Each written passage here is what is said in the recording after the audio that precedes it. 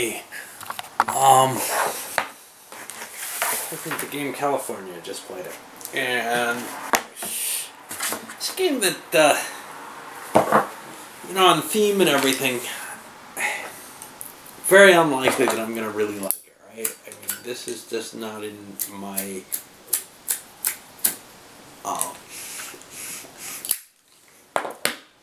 my sweet spot in terms of the kinds of games that I'm going to like. But there's kind of a...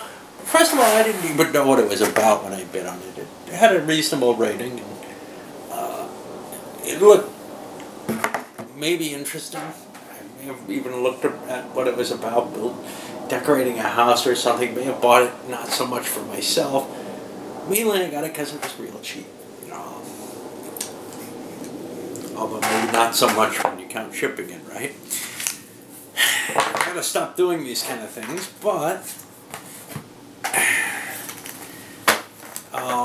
within that, I wanted to look a little bit at what the game kind of promises and what it actually delivers. So, in terms of promise, when I'm thinking about this kind of situation, decorating a house, having people come visit and look at it, etc. I expect some sort of mechanism that's a little bit more than just, oh, I'm gonna buy this tile out of the store that just says this is this kind of room. I'm not sure what I want. I don't know if some sort of set collection or something like that would be okay, but I want a little bit more visually than I'm getting off these tiles with their kind of, oh look, that's the floor. Okay, great. I thought these allowed you to like maybe expand or something. No, they're just a couple other pieces of the board beyond that. So in terms of like delivering on the theme that it's providing, it's just, I don't see it at all. It's kind of like worse than most of the games that I've seen in terms of really linking you to this theme. You're just collecting counters and putting them on places. There's not that much graphical influence. Now, in terms of the actual rules and how it all fits together, it feels like there's a playable, decent game in here. There's nothing terrible about it. It's, like I've said with some others, the kind of thing that I would see pulling out maybe, once for a gaming group, just to get their ratings on my little cards in my system. Be about the only reason I'd actually target for this. But there's a lot of games like that I would say, okay, but I do know other people like them. Things like Showbiz by Avalon Hill, that other people have really kind of had a kick playing. And would this be of that nature? And it almost makes it to where I think some people might enjoy it. Which is to say, you have these, you have this option to pick different choices here. It's all very nice little mechanics. It might be a lot of fun. The problem is that the rules give this huge amount of weight to something that ends up not being very important at all. So, a significant amount of effort is spent on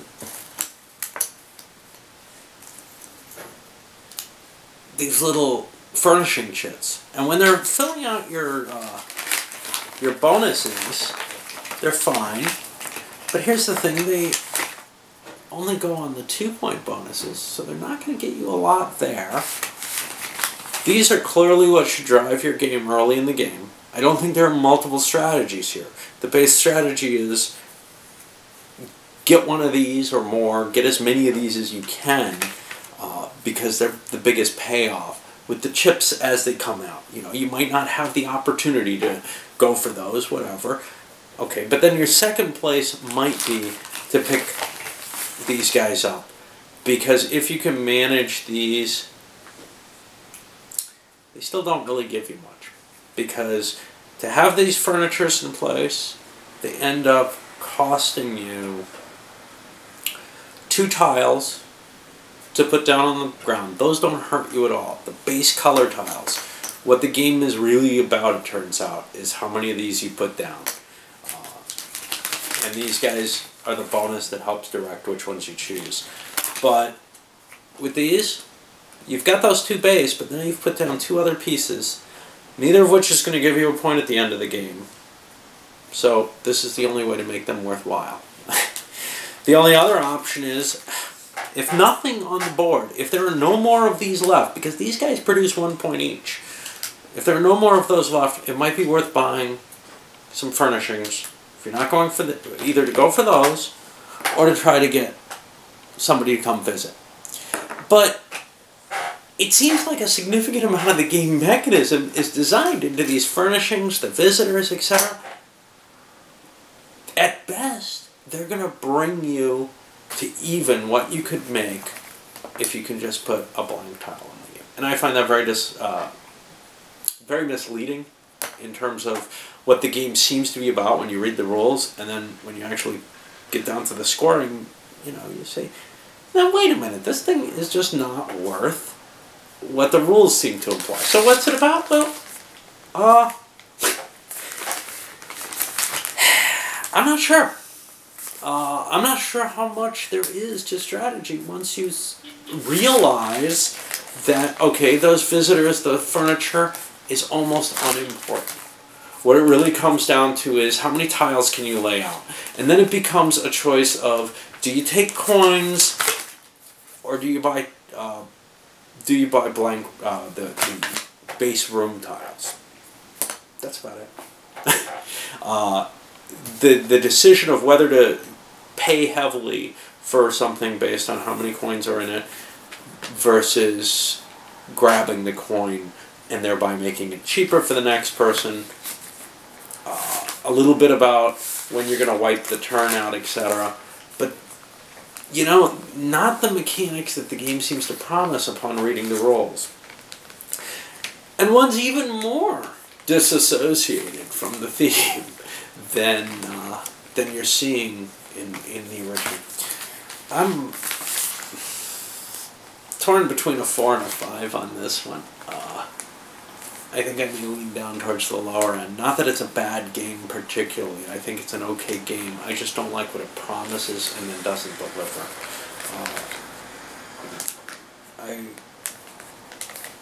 want a game to feel, if not the way... So this one fails on 2 levels. It fails to deliver on the thematic side of it, which is, I'm sure, okay for a lot of people to say, okay, well, it's just an abstract game. But it also seems to fail to deliver on what the gameplay appears to be about.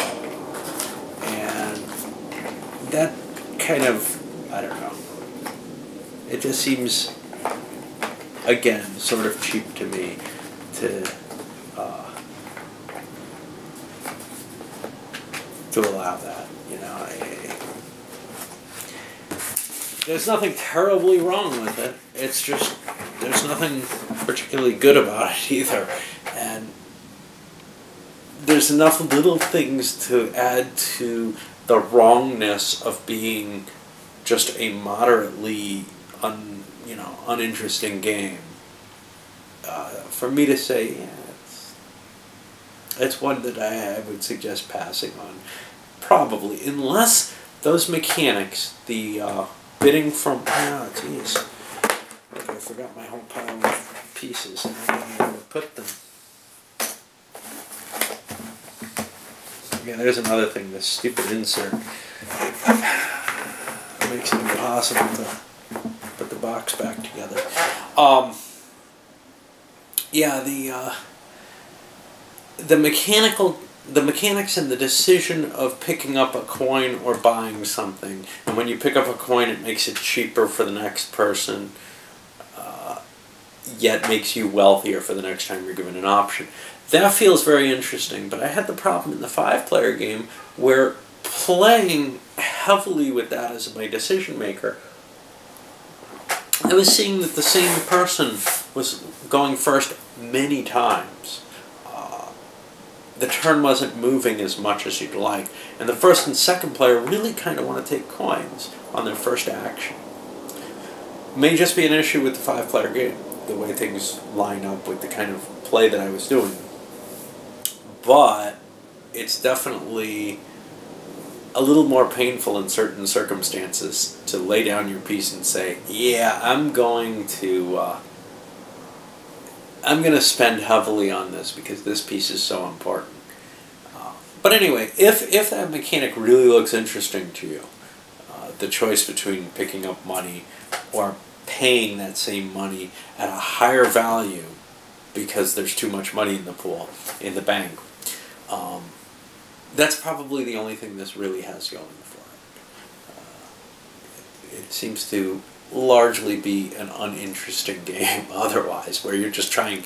I mean, it's not even really a set collection game. There are only a few victory point bonuses for getting the first person to get a set. It's more, you just want to buy something every turn that you can, and you want to optimize how many things you buy by using that coin for price reduction option. Anyway, I'm not too thrilled with that.